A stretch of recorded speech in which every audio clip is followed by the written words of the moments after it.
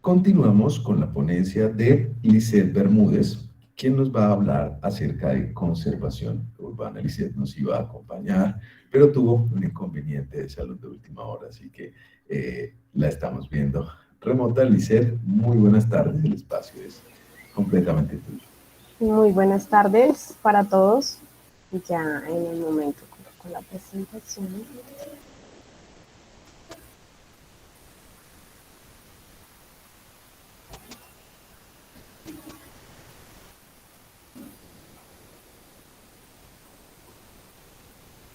No sé si ya la están viendo.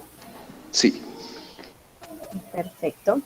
Bueno, muy buenas tardes. Mi nombre es Lisset Andrea Bermúdez, soy ingeniera civil, egresada de la Universidad Cooperativa de Colombia y actualmente pues curso segundo semestre de la maestría en urbanismo en la Universidad de Toledo. Bueno, el tema en el que pues he estado investigando hasta la fecha es respecto a la conservación urbana, a patrimonio, a historia, a identidad, respecto a un polígono que pueden ver en pantalla en este momento, está delimitado. Inicialmente tenía estos dos polígonos que se identifican con el barrio La Pola y el barrio Libertador.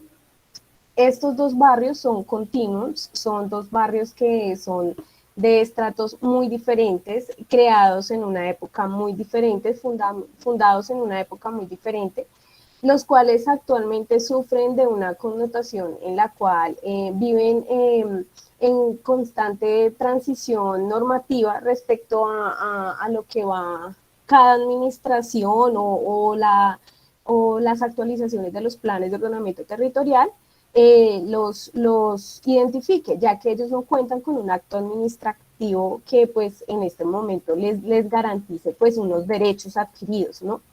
Entonces, inicialmente, pues en esta presentación voy a hablar del barrio La Pola, porque pues es como en un barrio en el cual actualmente podemos ver ya como las consecuencias de estos precedentes de no tener de pronto un acto administrativo que garantice sus derechos o que de pronto no tenga, no esté disponible de pronto al tema político para el tema de su conservación urbana, ¿no?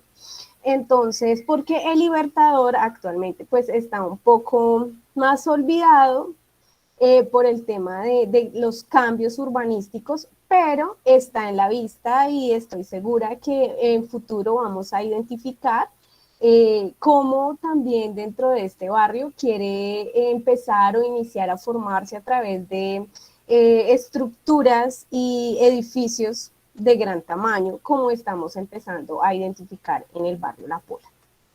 Entonces, inicialmente quiero leer esta connotación de una edición que me parece que aplica mucho para el tema, que dice lo siguiente: cada ciudad tiene su propia vida, sus rasgos característicos, su forma. ¿Con qué veneración deberían aproximarse a ella el constructor? Es como una ofensa personal llevarse la individualidad de una ciudad y sepultarla bajo edificios convencionales y monumentos traditorios fuera de toda relación con su carácter actual e historia. Esto es de Reclus, es de la evolución de las ciudades para un futuro más sostenible, una edición del año 2012. Me parece que aplica muchísimo para lo que se está evidenciando en este momento con el barrio La Pola, donde aquí podemos identificar que es un barrio antiguo, consolidado, asentado antes de que la norma existiera. Si podemos ver, inclusive hay videos de cómo se formó el barrio La Pola, de que prácticamente es uno de los fundadores del municipio de Ibagué, como en el tema urbanístico, ¿no? Porque creció espontáneamente, pero se fue creando de una manera organizada, de una manera muy colonial y muy bonita, que lastimosamente se está perdiendo, que no solamente por la construcción de los edificios, sino también porque sus casonas están abandonadas, no hay una una motivación, no hay en estos momentos, de pronto, no sé, los propietarios de las viviendas les interesa más de pronto venderlos que de pronto ver eso bonito y eso esencial que puede ser para nuestra ciudad.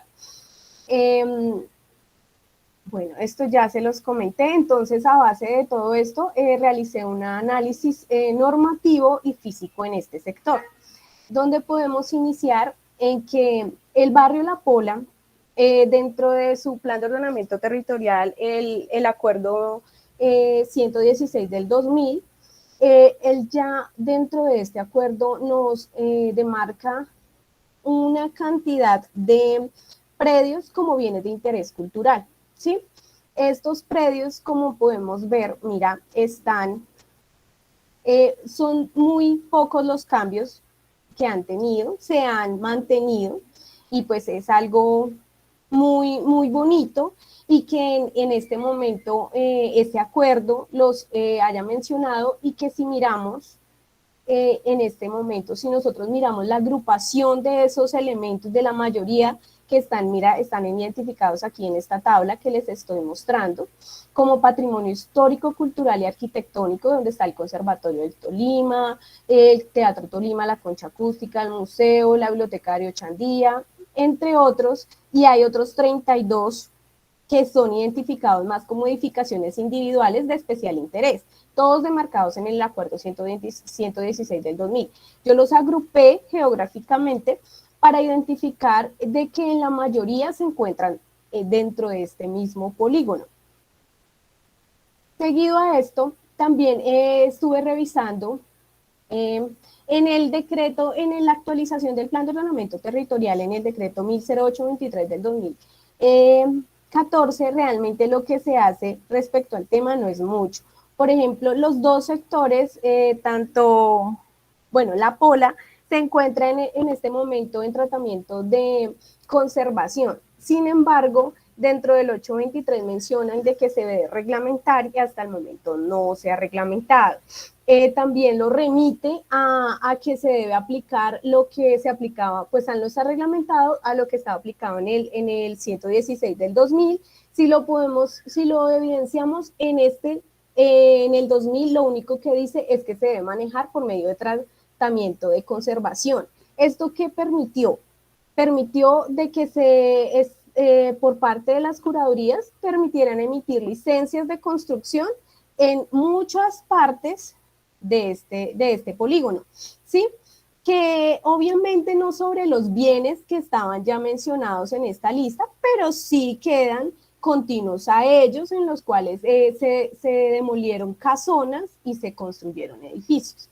Sin embargo, en el 2018 sí salió el decreto, que fue el decreto que nos comentaba la arquitecta Diana, el decreto 117 del 21 de febrero del 2018, en el cual lo realizó fue la Secretaría de Cultura y él delimitó y dio unas características independientes a esto. Lo hizo de una manera más específica para la protección no solamente de los bienes que estaban en aquella lista, sino que también todo su alrededor, y delimitó varios polígonos. En este momento solamente me enfoqué pues en el sector en el cual pues estoy estudiando, que fue la delimitación de este polígono que se llama Centro Tradicional, fue delimitado como el polígono 1, y este continuo urbano singular también estaba demarcado desde el 116, y el otro polígono fue marcado como sector histórico La Pola, en el cual se le dieron unas connotaciones en las cuales totalmente se prohíben las construcciones, a gran altura se restringió la altura, y pues se está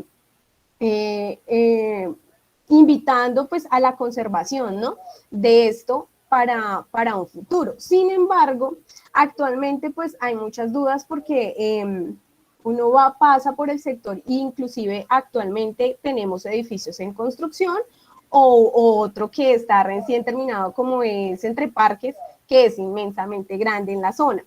Y estuve revisando las licencias y efectivamente estas licencias fueron generadas antes de que saliera este decreto y lo que hicieron fue hacer suspensiones hasta poder retomarlas y poder construir. Entonces, en este momento, en el sitio está, en la Pola está suspendido el tema de la construcción. Es algo que está como en pausa porque realmente el documento que sacó el Ministerio de Cultura todavía requiere muchísimo más fundamento. Y no requiere solamente una pausa, se requiere también fundamentar respecto a la historia, a la esencia y de por qué es importante este tema en la ciudad. Pues porque sí, yo por lo menos estuve haciendo recorrido en la zona, estuve preguntando, hablando con diferentes arquitectos y muchos dicen, no, es que realmente eso lo requiere la ciudad, eso es renovar la ciudad, los edificios son necesarios, no se están dando cuenta del daño y muchas veces es ignorado, son temas ignorados y también desactualizados, porque es que la ciudad ya es una sociedad sostenible, ya no está ambientada en generar más densidad. Eso es un terreno que la densidad en la que se fue fundada, creada, no estaba diseñada para esa cantidad de habitantes en la cual se quiere ahorita exigirle a este terreno. Entonces estamos hablando de unos edificios de más de 20 pisos, que solo para uso residencial con apartamentos de 60 metros cuadrados, entonces imagínense en el número que están ocasionando. Bueno, seguimos. Entonces, posterior a esto salió el decreto a nivel nacional, el decreto 2358, en el cual realiza una definición respecto a la conservación del tipo arquitectónico y focaliza de que no solamente es necesario que los bienes de interés cultural, o sea, esos predios identificados con fichas catastrales sean los de protección, sino todo su alrededor, su perímetro. El grupo urbano arquitectónico que cuente con esas características representativas. Por eso este lugar exige en este momento una base de datos actualizada, volver a hacer una caracterización del sector para esto. Bueno, espérate, seguimos. Estos son unos ejemplos de los proyectos que estamos viendo en este momento, en los cuales podemos identificar que por la carrera tercera están en venta estos dos proyectos, ya están terminados prácticamente, Flor Morado, y el otro, no recuerdo, Tempo creo que se llama, ellos ya están terminados y en venta, los cuales fueron casonas, por ejemplo, este de Flor Morado, fue esta casona que quedaba continua al ICETES y fue reemplazada por este edificio. Lo mismo podemos identificar entre parques, que mira la casona que estaba localizada por la carrera cuarta, ahora en lo que se convirtió en estos dos edificios de gran altura. Podemos ver también el perfil vial, cómo se ve afectado, ¿no? Porque son perfiles, en la morfología no la están cambiando, ¿sí? Solamente quieren cambiar la tipología de vivienda y esto afecta como tal. Por ejemplo, nada más el barrio La Pola ya ni siquiera está diseñado para una circulación vehicular. Es un barrio que realmente queda continuo al centro de Ibagué, donde se encuentra absolutamente todo. Que las conexiones, eso me gustaría plantearlo dentro de mi proyecto, es plantear la solución respecto a la movilidad como tal de este sector y del Libertador, conforme mi proyecto está enfocado más en ese tema, en darle un tema de conservación histórica y patrimonial y también con vista turística hacia la parte del cañón del Conveima. Por eso yo también voy a coger el polígono del Libertador. Sin embargo, inicialmente solamente estoy haciendo la investigación de la Pola. Como les comentaba respecto a los perfiles viales, esto lo que va a hacer es generar unos temas de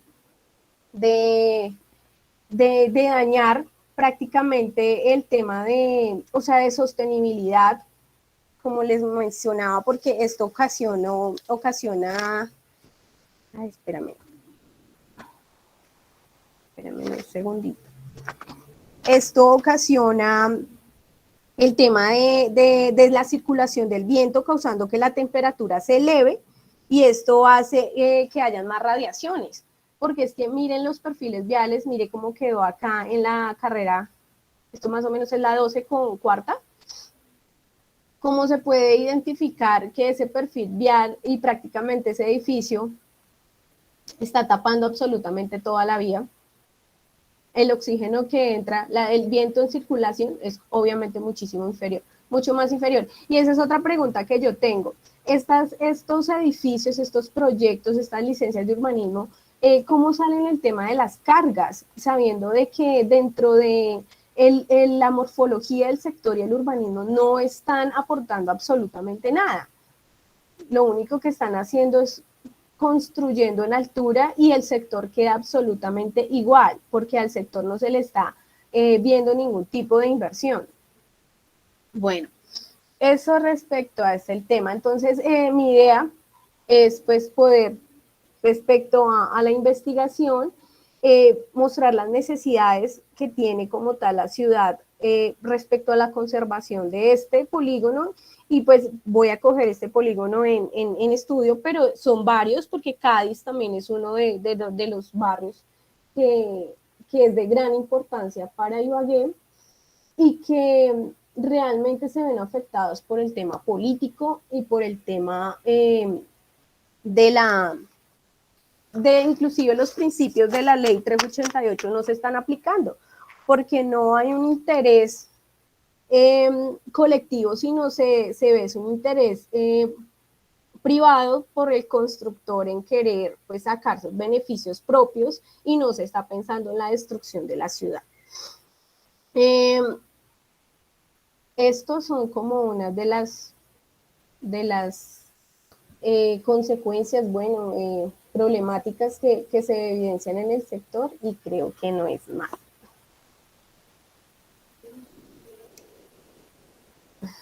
Muchas gracias.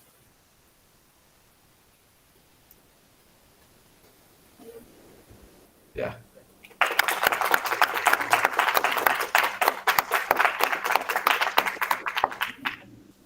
Lizeth, muchísimas gracias por tu intervención. Seguimos en la ronda de intervenciones. ¿Alguien tiene una intervención? Bien, aquí tenemos a Sergio. Regálame un momento. Creo que ya puedes parar de compartir tu pantalla. Ok. Bueno, Sergio viene para acá. ¿Sí?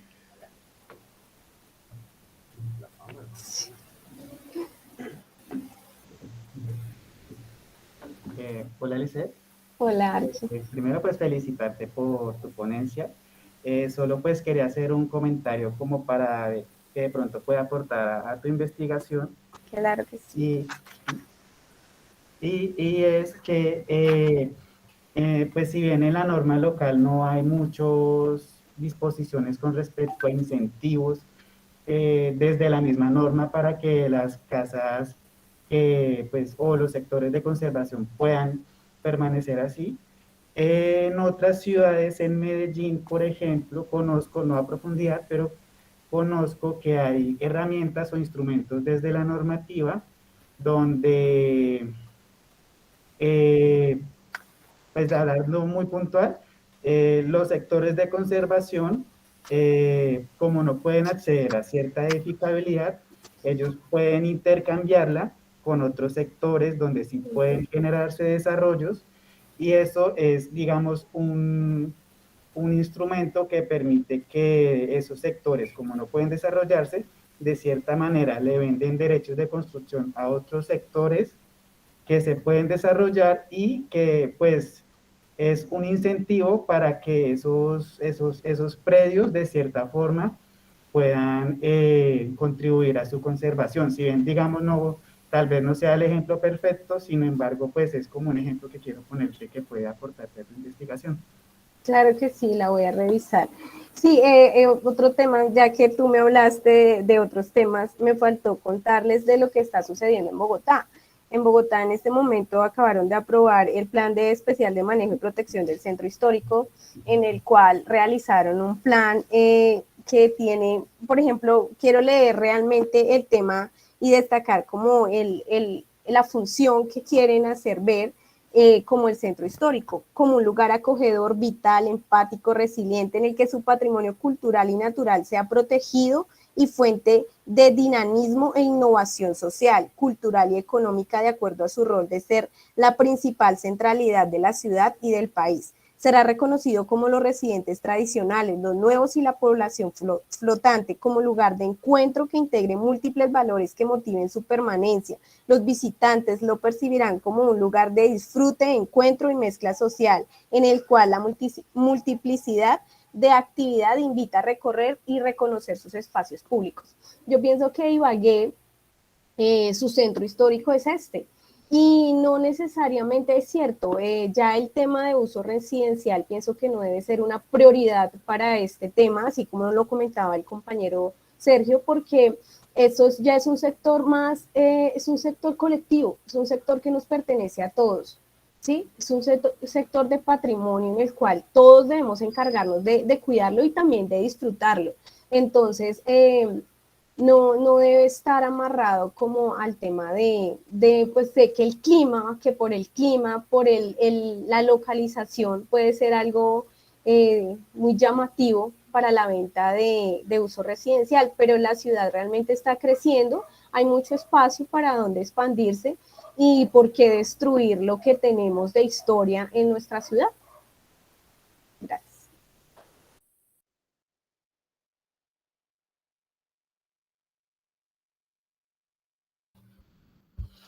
Hola, Lisset. Lisset, para comentarte que dices que el edificio entre parques Sí. se queda sin oxígeno, ¿cierto? Y curiosamente ese edificio se llama O2. Sí. O2 de entre parques, entonces... Sí. No, y que está dentro, le hacen la relación que tiene el super espacio público porque está en medio de dos parques que no le pertenecen a él. Realmente son parques que le pertenecen hace mucho a la ciudad. Ellos no están aportando absolutamente nada. Estados Unidos, cuando empezó a crecer en edificios, se dio cuenta que las calles le empezaron a quedar oscuras. Sí. De ahí es que empezó, cada vez que iban más alto, a reducir esos volúmenes para poder entrar esos rayos de luz a las calles. Con respecto al espacio de los carros, realmente el espacio que nos quitan es como esa visual y ese peatón. Tú me dices que se quita el espacio para los carros, yo te digo, genial. Porque el centro debería ser caminable. Caminable, es que no hay razón. Carro, que hacen desplazamientos más largos o lo harán en transporte público, pero apenas lleguen al centro es como cuando uno llega a un parque de diversiones. Llega y dejan el carro en el parqueadero y yo me voy a caminar por todos los servicios que tengo en el parque. Entonces, si se me quita el espacio para el carro, pues genial que yo ese espacio se lo pueda dar el peatón. Genial por esa parte. Y tercer tema, el edificio que queda por la calle de la carrera tercera. Vemos el edificio y afortunadamente al lado está la institución educativa técnica Simón Bolívar. Y eso es lo que se va a conservar del patrimonio porque no lo van a dejar tumbar, ¿cierto? Pero se ve el contraste de un edificio, es como si estuviera el abuelito y un niño, ¿sí? Aunque es un niño grande. ¿Sí? Entonces, es un contraste totalmente diferente y hay que conservarlo porque también cuando hablamos de las centralidades y hablamos de la centralidad de precisamente de ese centro, llamamos ese centro histórico. Entonces, ¿dónde conservamos lo histórico de nuestra ciudad? ¿Dónde está ese patrimonio? ¿Y dónde está la historia que nos identifica? Gracias. Vale, Cristian, muchas gracias. Vamos a dar la palabra al profesor Jorge Luis. Sí, bueno, Lisset, no, solo quería recomendarte un texto que creo que les había recomendado el semestre pasado, pero me parece que es muy importante para que centres tu debate, que es el de Kenneth Frampton. Ya se me olvidó si eran 5 o 6 propuestas para una arquitectura de resistencia, que está en el libro de Al Foster, que titula La posmodernidad. Un poco para mirar ese debate, porque me parece pues, que tú tienes una posición muy sólida, muy clara, pero yo creo que es pertinente que la construyas más un poco en ese debate. Pues hay muchos que dicen, pues la ciudad vieja se tumba y se hace una nueva, ¿cierto? Es el ciclo de la vida, un espacio reemplaza al otro, entonces hay que llenar de edificios en altura el centro para que aparezca una nueva ciudad y no gastar plata en esos ranchos viejos que hay ahí, ¿cierto? Y hay otras posturas que dicen lo contrario, ¿cierto? Es nuestra alma, nuestro espíritu lo que está ahí en la ciudad histórica y eso hay que defenderlo, inclusive como lo defendió París con la sangre de sus habitantes, ¿cierto? Entonces es un debate de un lado para el otro. Yo creo que tú tomaste una posición que me parece muy válida, ¿cierto? Es la memoria, es la identidad, lo que representan barrios como La Pola, pero yo creo que es muy importante que fortalezcas más esa posición porque lo primero que te van a hacer es el otro planteamiento, ¿cierto? Y me parece que el texto de Kenneth Frampton aporta mucho a ese debate porque tendrás que hacer una defensa teórica en la primera parte de tu ensayo. El texto de Kenneth Frampton te aportaría un poco más en esa perspectiva, ¿cierto? No es un regionalismo sentimental, no es un regionalismo tampoco abierto de cambiar todo, sino que es como un término medio que habría que pensar en términos de Kenneth Frampton. Entonces, fundamentalmente es como recomendarte una lectura de ese texto como un aporte a la teoría que acompañaría tu trabajo. Muchas gracias, profesor. Claro que sí, todo sirve.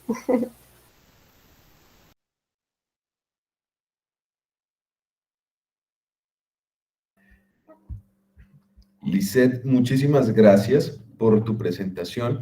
Hay algo, pues, en especial que me vincula mucho con tu trabajo, y es que precisamente a partir de la maestría empecemos a brindar unos criterios de intervención directa sobre la ciudad en temas tan sensibles como los patrimoniales. Tú planteas claramente en esta aproximación normativa esos elementos de juicio que siempre tenemos en que sale una normativa y casi inmediatamente es demandada por las grandes constructoras.